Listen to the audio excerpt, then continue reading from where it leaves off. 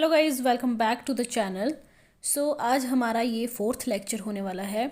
और जैसा कि मैंने आपको कल ही बताया था कि सिमली को जो है वो हम दोबारा डिस्कस करेंगे थोड़ा डिटेल में। तो सबसे पहले मैं आपको बता देती हूँ कि सिमली होता क्या है। सिमली एक ऐसा वर्ड या फिर एक ऐसे फ्रेज़ आप कह सकते हैं जो कंपेयर करते हैं किसी चीज़ को किसी और चीज़ के साथ। ओके, अ वर्ड और phrase that compare something to something else. For example, जैसे यहाँ पर पूछा गया था एज कूल एज, तो इसका राइट आंसर था क्यूकम्बर। ओके, इस तरह से हम और भी एग्जांपल्स देख सकते हैं। एज वाइट एज स्नो, हर smile is as bright as the sun. आपको पता है कि स्माइल जो है वो सन की तरह ब्राइट नहीं होती है बट ये सिमली है। तो यहाँ पर बताया गया है जैसे her smile is as bright as the sun, right. और दूसरा जो है क्वेश्चन था आपके पास एज ब्रिटल एज, तो इसका राइट आंसर था glass, as brittle as glass. I hope आपको सिमली क्लियर है कि सिमली किसे कहते हैं। ऐसे वर्ड और फ्रेजेस जो कंपेयर करते हैं किसी चीज़ को किसी दूसरी चीज़ के साथ। ओके, चलिए आज का नेक्स्ट क्वेश्चन देखते हैं। और आज का हमारा पहला क्वेश्चन जो है वो रहेगा proper verb that agrees with the subject. यहाँ पर आपके पास एक सेंटेंस दिया गया है, उसमें आपने प्रॉपर वर्ब जो है वो लगानी है कि कौन सी वर्ब जो है यहाँ पर आएगी। चलिए सबसे पहले क्वेश्चन को रीड करते हैं। None of the girls dash applied for the job. 45 का आपका राइट आंसर रहेगा C. Okay, none of the girls has applied for the job. तो यहाँ पर जो है वो आएगा हैज़। क्यों? क्योंकि यहाँ पर जो है बहुत सारी गर्ल्स की बात की गई है, सिंपल एक गर्ल की बात नहीं की गई है, तो इसके साथ जो है वो हैज़ लगेगा, राइट। नेक्स्ट क्वेश्चन है it is you who dash my career. It is you who have spoiled my career. 46 का आपका राइट आंसर रहेगा B. It is you who have spoiled my career, right. I hope इतना आपको clear है। Next है आपके पास question number 47। Each boy and each girl dash going to take part in the play. तो इसमें जो है आपका आएगा आपका is, option 4, option D is the right answer. Each boy and each girl is going to take part in the play. Is क्यों आएगा? क्योंकि each boy and each girl की बात की गई है, हर लड़का और हर लड़की, ठीक है।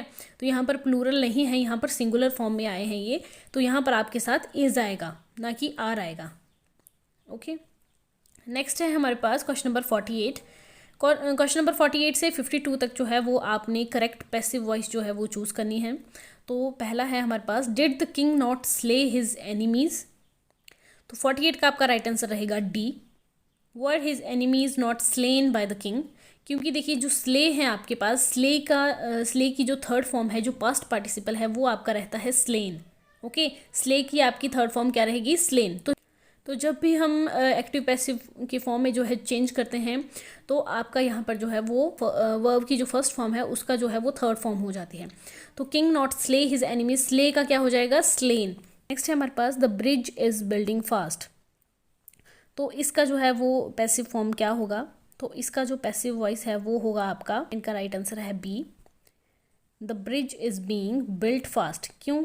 क्योंकि बीइंग जो है वो हम लगाते हैं जब हम आईएनजी को हटाते हैं। तो यहाँ पर क्या है? The bridge is building, ING लगा है, इसको हटाने के लिए बिल्ड को अलग कर दिया हमने, आईएनजी को, आईएनजी की जगह जो है वो हमने क्या लगा दिया? बीइंग।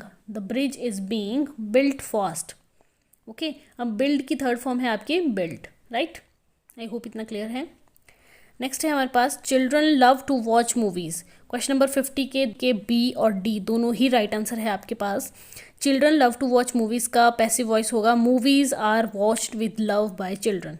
ओके, अगर आप डी बना रहे हैं children love movies to be watched, तो ये भी सही है, और movies are watched with love by children ये भी सही है।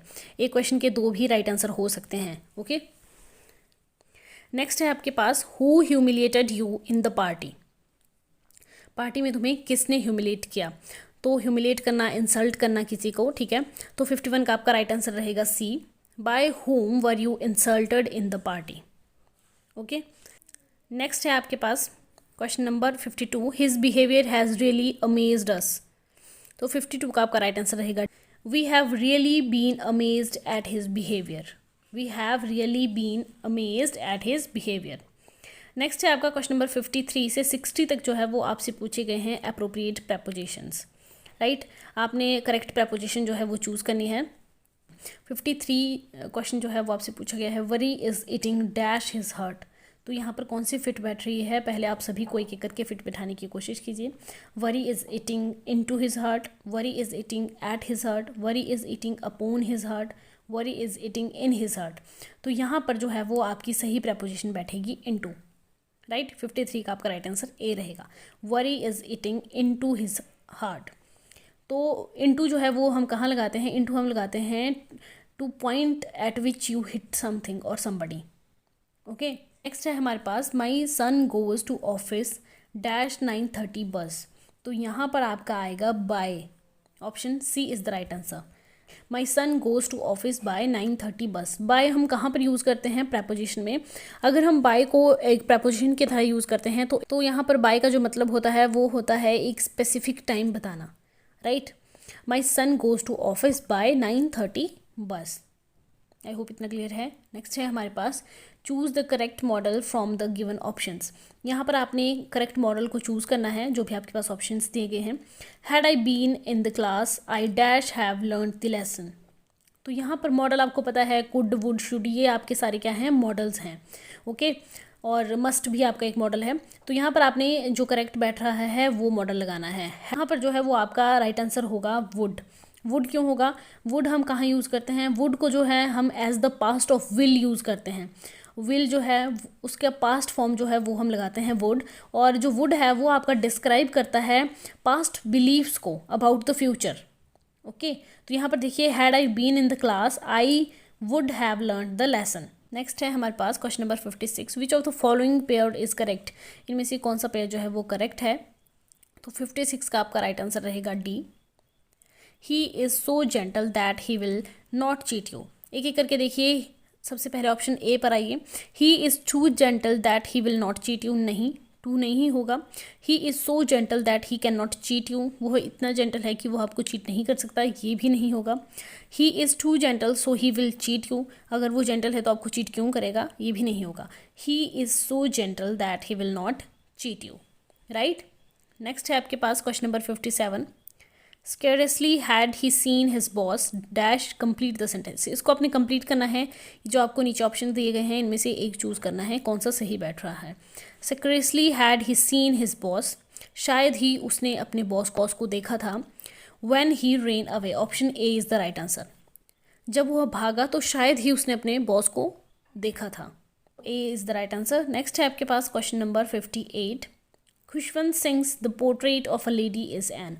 देखिए जो पोर्ट्रेट ऑफ अ लेडी है ये खुशवंत सिंह ने लिखा है, लेकिन ये है क्या, ये आपसे पूछा गया है। एक बायोग्राफी है, एक ऑटोबायोग्राफी है, ड्रामा है या एपिक है, क्या है ये। तो the portrait of a lady ये जो है एक ऑटोबायोग्राफी है। 58 का राइट आंसर आपका बी रहेगा। ये एक ऑटोबायोग्राफी है जो खुशवंत सिंह ने लिखी है, इसका टाइटल है the portrait of a lady, right. Next है आपके पास the past participle of breed is. तो ब्रीड का पास्ट पार्टिसिपल यहाँ पर पूछा गया है, तो ब्रीड का पास्ट पार्टिसिपल होता है ब्रेड, राइट। नेक्स्ट है she loves singing, singing here is used as. ये आपके पास सेंटेंस दिया गया है शी लव्स सिंगिंग, तो सिंगिंग जो है वो यहाँ पर किस तरह से यूज़ हुआ है। तो सिंगिंग जो है यहाँ पर एक जीरंड है, right. Option C is the right answer. Gerund क्यों है, जीरंड क्या होता है, तो जीरंड जो है वो एक ऐसी नाउन होती है जिसकी एंडिंग जो है वो आईएनजी से होती है। तो सिंगिंग क्या है, ठीक है, गाना क्या है, एक नाउन है, राइट। और इसकी जो एंडिंग है वो आईएनजी से हो रही है, इट मीन्स ये जीरंड है जो है एक वर्ब से बनता है, क्योंकि यहाँ पे सिंगिंग क्या है, वर्ब की तरह काम कर रही है, इसलिए जो है ये आपका क्या है, जीरंड है, राइट। आई होप इतना क्लियर है। ये थी हमारी आज की छोटी सी वीडियो। आई होप आपको पसंद आई होगी, आपकी काफ़ी हेल्प हो रही होगी। देखना धीरे धीरे करके जब आप रोज़ हमारी वीडियोस देखेंगे, थोड़ा बहुत प्रैक्टिस खुद करेंगे, तो आपको लगेगा कि नहीं आपकी इंग्लिश जो है वो इम्प्रूव हो रही है, और यकीन मानिए आप एग्ज़ाम में अच्छा स्कोर करके आएंगे। चलिए मिलते हैं अगली वीडियो में, तब तक के लिए बाय बाय, टेक केयर।